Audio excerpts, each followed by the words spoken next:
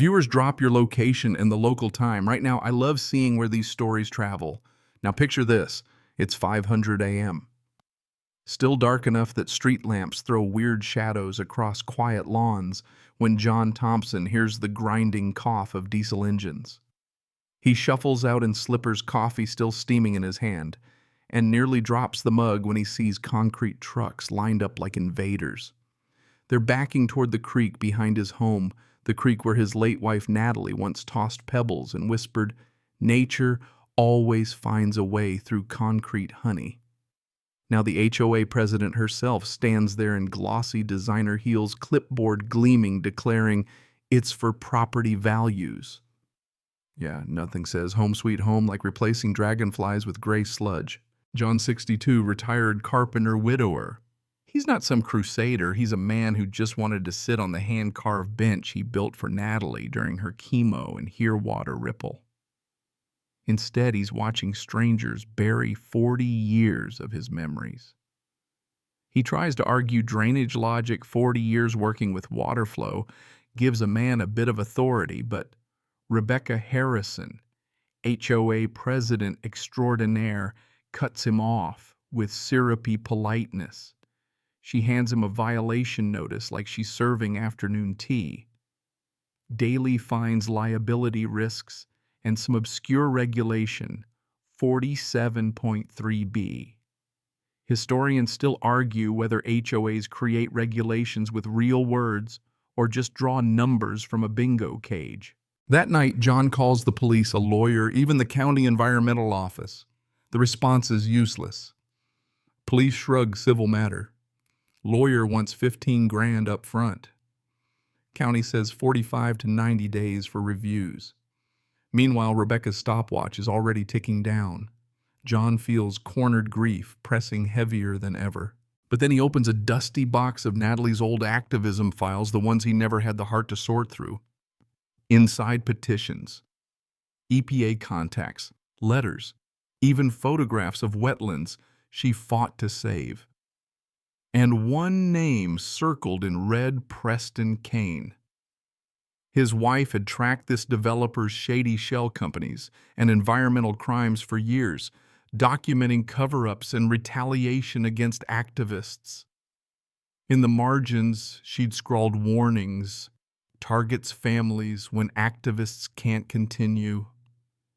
John's hands shake. This isn't just HOA bullying. Rebecca isn't acting alone. She's Preston's local pawn.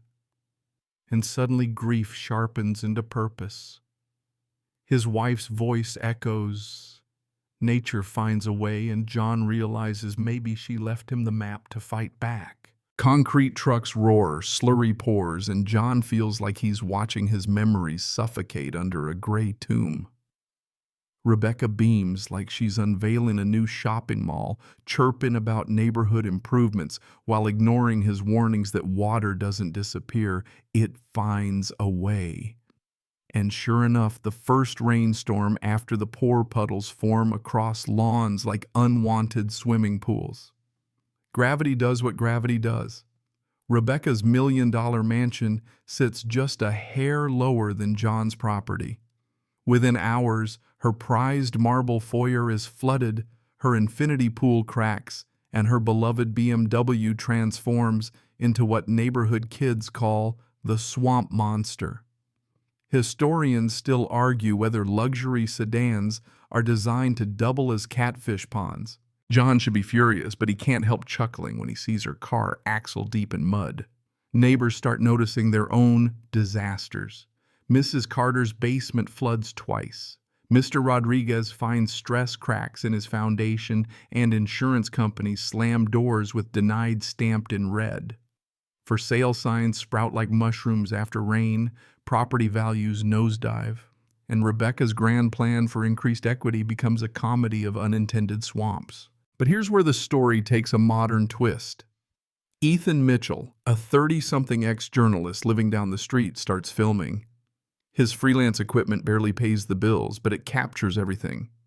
Concrete pours, flooded foyers, even workers muttering about ignoring EPA markers. John shares Natalie's research files with him, and suddenly they're piecing together a conspiracy bigger than cracked basements. Overnight permits filed at 11:47 p.m.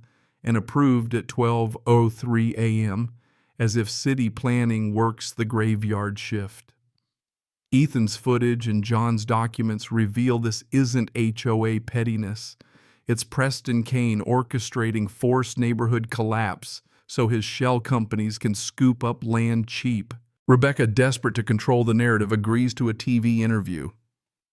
Bad idea. When asked about her environmental expertise, she stammers, "I have extensive experience in environmental things." The pause alone could have fueled an entire season of cringe comedy. That clip explodes online, spawning memes, parodies, and the glorious nickname Environmental Things Lady. Within a week, she's infamous worldwide, her HOA authority reduced to punchlines. Meanwhile, the EPA steps and soil samples confirm protected wetlands, and investigators whisper federal charges. But as truth surfaces, so do threats. John finds hang-up calls in the night. Ethan notices black SUVs parked too long near his apartment. And then the messages arrive. Stop investigating or you'll lose much more than your creek. Yet instead of silencing them, intimidation just amplifies their resolve. Ethan launches a viral campaign during National Environmental Awareness Week, and his clips of flooded mansions and Rebecca's meltdown race across the internet 500,000 views in days. Strangers everywhere cheer as karma turns $1 million paradise into a swamp and the HOA queen into a meme. The pressure reaches boiling point when 3 black SUVs roll up to John's driveway. Out steps Preston Kane himself, silver hair, sharp suit, and the arrogance of a man who thinks zoning laws are optional. He offers John $100,000 to walk away.